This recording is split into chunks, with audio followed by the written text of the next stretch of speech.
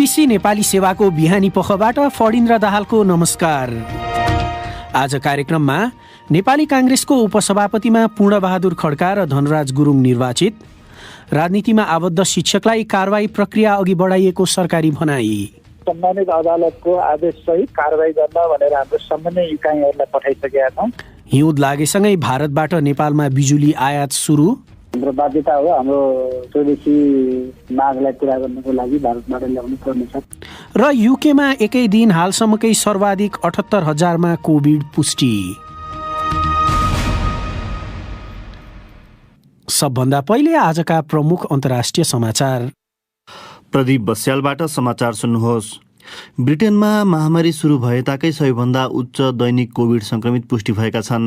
त्यहाँ 78,000 नयाँ संक्रमित थपिरहँदा इङ्ल्यान्डका प्रमुख स्वास्थ्य अधिकारीले तीव्र गतिमा फैलिरहेको ओमिक्रोन भेरिएन्ट एउटा निकै गम्भीर चुनौती रहेको बताए। उनले एउटा चेतावनी दिँदै क्रिसमसपछि त्यहाँ अस्पताल भर्नाको सङ्ख्यामा उल्लेख्य वृद्धि हुन सक्ने बताए। अहिले भाइरससँग जोडिएका मृत्युहरू भने वात्तै बढेको देखिँदैन। युरोपेली सङ्घ EUको स्वास्थ्य निकायले सन् 2022को सुरुसम्ममा ओमिक्रोन कोभिड भेरिएन्ट युरोपमा सबैभन्दा प्रभावी स्ट्रेन हुन सक्ने भन्दै चेतावनी दिएको छ। उसको चेतावनीमा त्यसले अस्पताल भर्ना र मृत्युको सङ्ख्या बढाउने समेत बताइएको छ। European centre for disease prevention and कन्ट्रोलले सामाजिक दूरी, मास्क र बुस्टर खोपको कार्यक्रममा जोड दिएको छ। युरोपेली आयोग प्रमुख उर्जुला भोन डेर लायन भन्छन्, नयाँ संक्रमण बढेर दोबर बन्ने समय हेर्नुभयो भने ओमिक्रोनको हकमा 2 वा 3 दिनमा 2 गुणा भइरहेको देखिन्छ। यो निकै धेरै हो, युरोपेली आयोग प्रमुखको भनाई।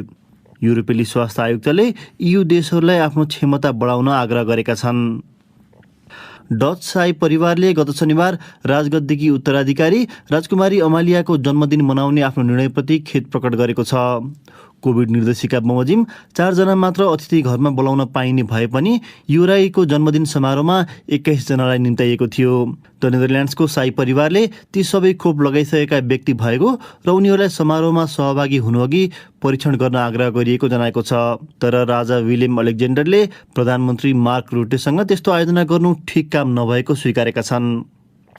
बङ्गलादेशले आज पाकिस्तानी फौजहरूलाई भारतको सहयोगमा पराजित गरेर स्वतन्त्रताको जग बसालेको दिनको रूपमा 50औं भिक्ट्री डे मनाउँदैछ। त्यसअघि पूर्वी पाकिस्तानको रूपमा रहेको बङ्गलादेशले 9 महिना अघि मार्च 1971मा पश्चिम पाकिस्तानबाट आफूलाई अलग पारेको थियो। त्यसले त्यहाँ रक्तपातपूर्ण युद्ध हुँदा लाखौं मानिसहरू मारिएका थिए। त्यसमा भारतीय हस्तक्षेप भएपछि बङ्गलादेशले केही छिटो पाकिस्तानको पराजय गराउन सकेको थियो। यस उत्सव मनाउन यतिखेर ढाकाले भारतीय राष्ट्रपतिलाई विशेष अतिथिको रूपमा आतिथ्यता प्रदान गरिरहेको छ।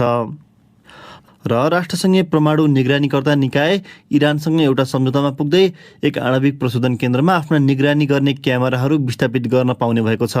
जुन महिनामा कराच केन्द्रमा एक हमला भएपछि नष्ट भएका क्यामेराहरू फेर्ने अनुमति IAEA लाई अहिलेसम्म इरानले दिएको थिएन। तेहरानले सो हमलाका लागि इजरायललाई दोष दिँदै आएको छ। यो BBC नेपाली सेवा हो।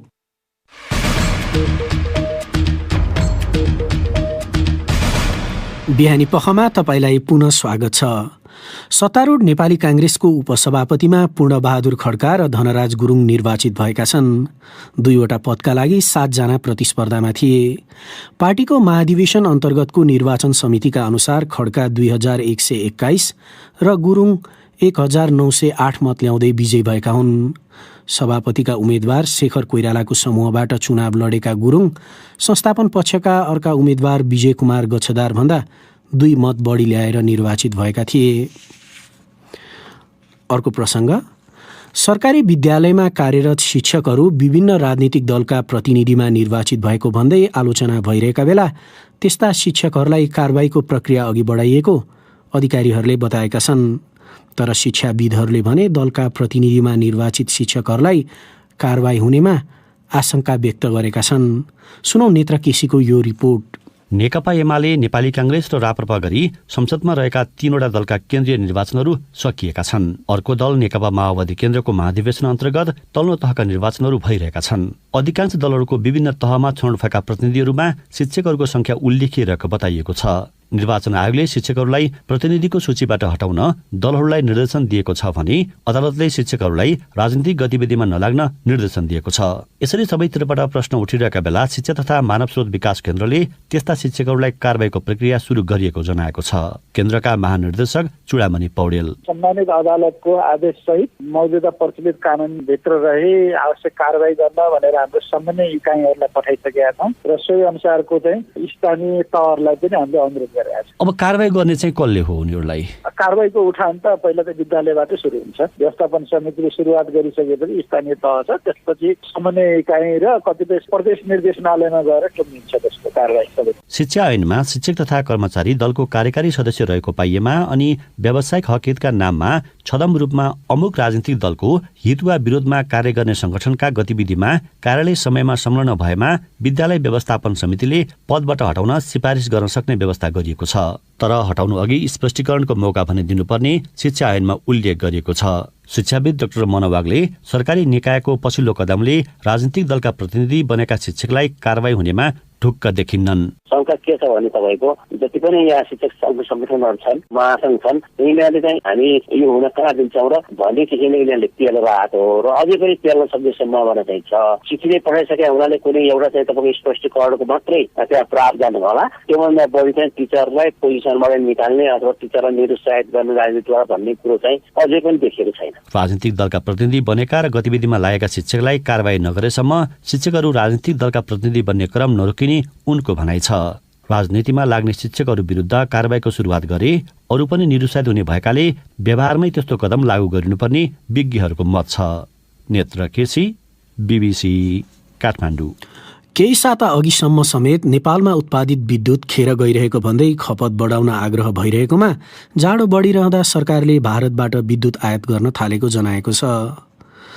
त्यसको पछिल्लो अवस्थाबारे बताउँदै ऊर्जा, जलस्रोत तथा सिँचाइ मन्त्रालयका प्रवक्ता मधु प्रसाद भेटवाल भन्छन्, हाम्रो बिस्तारै जलप्रवाह गर्दै गएको छ। विद्युत आयोजनाहरूको क्षमता हुँदाहुँदै पनि हामीले बिजुली चाहे जति निकाल्न सकेका छैनौँ। केही बिजुली हामीले भारतबाट इम्पोर्ट गर्ने अवस्था आइपुगेको छ। करिब 120 मेगावाट जतिको बिजुली चाहिँ इम्पोर्ट गरेका छौँ। अब केही महिना अघिसम्म चाहिँ नेपालमा खपत बढाउने भनियो, विद्युत खेर्ने गएका खबरहरू पनि आए। अब बिस्तारै अब विद्युत आयात गर्नुपर्नेतर्फ गइरहँदाखेरि चाहिँ यसले चाहिँ अब ग्राहस्थ खपतमादेखि लिएर औद्योगिक खपतमा पनि एउटा आत्मविश्वासको कमीको अवस्था त देखाउने भयो नि, होइन? यस्तो छ, हामीसँग क्षमता करिब 2100 मेगावाटको थियो। अब जल प्रवाह कम भए पनि हामीले दुई देशको बिचमा पनि इन्टरकनेक्सन फेसिलिटी छ र हामीसँग पावर ट्रेड एग्रिमेन्ट पनि छ भारतसँग। त्यो सँगसँगै क्रस बोर्डर गाइडलाइनहरू पनि इस्यु गरेका छ भारतले। बढी भएको बेलामा पठाउने, कम भएको बेलामा ल्याउने किसिमको नै प्रबन्ध हो यो क्रस बोर्डर पावर ट्रेडिङ भनेको। र हामीले अब हाम्रो बाध्यता हो हाम्रो स्वदेशी मागलाई पुरा गर्नको लागि भारतबाट ल्याउनु पर्नेछ ताकि हामीले एउटा रिलायबल पावर सप्लाई चाहिँ हाम्रो ग्राहकलाई दिन सकौँ। जस्तो अब यही विषयमा चाहिँ नेपालमा स्थिर खालको जलविद्युतको क्षमता हुनको लागि चाहिँ जलाशययुक्त परियोजनाको कुरा अब वर्षेनी भइरहेको हुन्छ, लामो समयदेखि भइरहेको हुन्छ। त्यसतर्फ अब प्रगति चाहिँ या नेपालको लक्ष्य चाहिँ कस्तो छ? हामीले अपेक्षा गरे अनुसार चाहिँ जलाशययुक्त आयोजनाहरू गर्न सकेका छैन। स्वाभाविक रूपमा अलिक महँगो पनि हुन्छ, अब यसका इस्युजहरू पनि बढी हुन्छ, टाइम पनि बढी लाग्ने हुन्छ। त्यसैले निजी क्षेत्र यसमा धेरै आकर्षित देखिया छैन अहिले। तथापि अब अहिले तनाव आएछ, स्टोरेज प्रोजेक्ट चाहिँ हामी आफै बनाउँदैछौँ। सँगसँगै हामी तयारीमा छौँ, जस्तो दुधकोशी स्टोरेज 635 मेगावाटको अन्तिम अवस्थामा छ DPR को र अब आगामी वर्ष एडिबीको वित्तीय व्यवस्थापन भई आयोजना गरिबन्न सक्ने अवस्था छ। अब अर्को हामीले तयारीमा बुढी गण्डकी आयोजनाको जग्गा प्राप्तिको लगभग काम सिद्ध्याएका छौँ। भन्ने 34 अरब रुपियाँ खर्च भइसकेको छ। बीचमा अलिकति कैले विकास समिति कम्पनी बनाउने, फेरि यतापट्टि एनए को कम्पनी बनाएर गर्ने भन्नेले दुविधा भएको थियो। त्यसलाई पनि हामी छिटै मन्त्रालयमा निर्णय गरेर यसलाई मोडालिटीको अन्तिम रूप दिएर अगाडि बढाउँछौँ। विद्युत महसुल पनि हालै घटाइएको छ। अङ्गमा किनेर ल्याउनु पर्दाखेरि चाहिँ त्यो खाडल चाहिँ कसरी व्यवस्थापन होला? मेरो हिसाबमा भारतीय बजारको बिजुली सस्तो छ। त्यहाँ जुन हिसाबको प्रतिस्पर्धा प्रवर्धन गरिएको छ विद्युतको मार्केटमा, त्यसले गर्दा हामीले नेपालको आइपिडी भन्दा पनि सस्तोमा बिजुली पाउने अवस्था छ। त्यसले खासै फरक पार्दैन। भारतमा पनि अब ऊर्जा अभाव भइरहने भावनाले कतिसम्म चाहिँ हामीले आयात गर्न सक्ने भन्ने क्षमता या व्यवस्था कस्तो छ? अहिले भएको हाम्रो जुन इन्टरकनेक्सन फेसिलिटी छ, प्रसारण प्रणालीहरू छ, त्योबाट करिब ढल्केबार मुजफ्फरपुरबाट करिब 600 मेगावाट अहिलेको अवस्थामा ल्याउन सक्छौँ। कुसा, कतैया, परवानपुर, रक्सोल र अरू पनि प्रसारण त्यो 132 केबीका लाइनहरू छ इन्टरकनेक्सन। त्योबाट पनि हामीलाई नाग भए बमोजिमको बिजुली हामी ल्याउन सक्छौँ। अहिले त्यो चाहिँ हाम्रो 2 वर्ष 3 वर्षलाई मात्रै हो। त्यस पछाडि हामी पूर्ण रूपमा आत्मनिर्भर बन्छौँ विद्युतमा, हिउँदमा पनि। ऊर्जा, जलस्रोत तथा सिँचाइ मन्त्रालयका प्रवक्ता मधु प्रसाद भेटवाल साथी प्रदीप बस्यालसँग कुरा गर्दै। आजको एउटा अन्तर्राष्ट्रिय प्रसङ्ग। बुधबार युकेमा 78,000 भन्दा धेरै अर्थात् महामारी सुरु भए यताकै सबैभन्दा उच्च सङ्ख्यामा कोभिड संक्रमित पुष्टि भएका छन्। यसअघि गत जनवरीमा सबैभन्दा धेरै 68,000 संक्रमित पुष्टि हुँदा त्यहाँ लकडाउन लगाइएको थियो। बीबीसी विवरणमा आधारित रिपोर्ट सुनौ प्रदीप बस्यालबाट। इङ्ल्यान्डका प्रमुख स्वास्थ्य अधिकारी प्राध्यापक क्रिस विटीले त्यस्तो रेकर्ड आउँदा केही साताहरूमा कयौं पटक तोडिने बताएका छन्। एक पत्रकार सम्मेलनमा बोल्दै उनले क्रिसमससम्मका कार्यक्रमहरूमा जमघट गर्नुअघि मानिसहरूले महत्त्वपूर्ण के हो भन्ने प्राथमिकता छुट्याउन सक्नुपर्ने बताए। उनीसँगै उभिएर बोलेका प्रधानमन्त्री बोरिस जोन्सनले कोभिड खोपको बुस्टर मात्रा लिनु निकै महत्त्वपूर्ण रहेको बताए। जोन्सनले केही ठाउँमा 2 दिनभित्रै संक्रमितहरू दोबर भइरहेको पाइएको बताउँदै राष्ट्रव्यापी रूपमा अस्पताल भर्ना हुने दर 10%ले र लन्डनमा झन्डै 1/3ले बढेको बताए। प्राध्यापक विटीले यतिखेर युकेले एकसाथ 2 छुट्टाछुट्टै प्रकोप झेलिरहेको बताए। त्यो एउटा निकै छिटो फैलिरहेको ओमिक्रोन र अर्को डेल्टा भेरिएन्टका कारण रहेको उनको भनाइ थियो। अब फेरि नेपाल। जुम्लामा यस वर्षबाट एमबीबीएसको पढाइ सुरु भएपछि देशका लागि आवश्यक स्वास्थ्य जनशक्तिको उत्पादन अब नेपालका दुर्गम क्षेत्रबाट पनि सम्भव देखिएको सरोकारवालाहरूले बताएका छन्। साथी कृष्णमाया उपाध्यायको रिपोर्ट। कर्णाली स्वास्थ्य विज्ञान प्रतिष्ठानमा 19 जना विद्यार्थी जुम्ला पुगेर पढाइ सुरु भइसकेको छ। दुर्गममा पढेर दुर्गममै सेवा दिने उद्देश्यका साथ आफू कर्णालीमा आएको बताउँछिन्। महोत्तरी घर भई हाल कर्णाली स्वास्थ्य विज्ञान प्रतिष्ठानमा एमबीबीएस पढ्दै आएकी हेमा इसार। यति टाढा आउनुको मेरो एउटा मात्र लक्ष्य हो भने कि म देशको जुनसुकै ठाउँमा भए पनि मलाई यहाँ टोटली स्किलफुल बन्नु छ, त्यति नलेज लिनु छ र त्यसको लागि म आफ्नो देशमा मात्र नभई ग्लोबल वेमा आफ्नो स्किल म कन्ट्रिब्युट गर्नेछु, यति मलाई लाग्यो भन्ने। सुनेको कर्णाली भन्दा देखेको कर्णाली फरक भएको भन्दै शहरबाट डाक्टर बन्ने सपना बोकेर कर्णालीमा आएको हुनाले अध्ययन पश्चात देशका जुनसुकै ठाउँमा गएर पनि स्वास्थ्य सेवा दिन सकिने भएको बताउँछन्। एमबीबीएस अध्ययनको लागि सिराहाबाट जुम्लामा आएका अर्का विद्यार्थी विनय महतो। दुर्गम क्षेत्रहरूमा धेरै चिकित्सकहरूका अभाव हुन्छन्, जहाँ अलि स्वास्थ्य सेवाहरू अलिक कम्ती छ। सेवा दिनु नि हाम्रो कर्तव्य हुन्छ, त्यसो भनेर स्वदेशमै अध्ययन गर्ने मेरो इच्छा जाग्यो। पहिला उपचार नपाएर अकालमा ज्यान गुमाउनु परे पनि अब त्यस्तो समस्या भोग्न नपर्ने भएको बताउँछन् कर्णाली स्वास्थ्य विज्ञान प्रतिष्ठानमा कार्यरत प्राध्यापक डाक्टर राजजीवन प्रसाद। कर्णालीवासी पहिलादेखि रोग र भोगले तर्सित थिए। अब कर्णालीवासीहरू खास गरी स्वास्थ्य क्षेत्रमा चिकित्साको कमीले हुने अभावहरू त्यो कम हुन्छ भन्ने म यसमा विश्वास छु।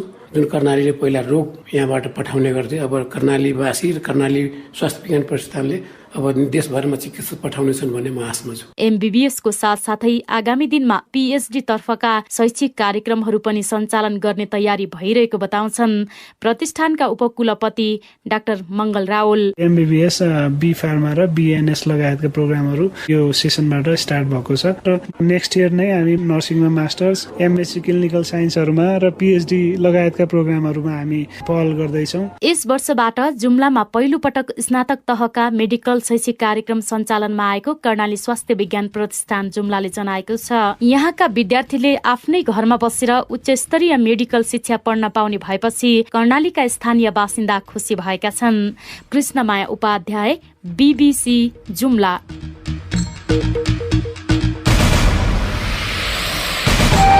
यसका साथै बीबीसी नेपाली सेवाको बिहानी पख यही सकिन्छ। बेलुका 9:15 बजे साँझ पख लिएर हामी फेरि उपस्थित हुनेछौँ। त्यस बेलासम्मका लागि हामी सबैलाई बिदा दिनुहोस्। नमस्कार।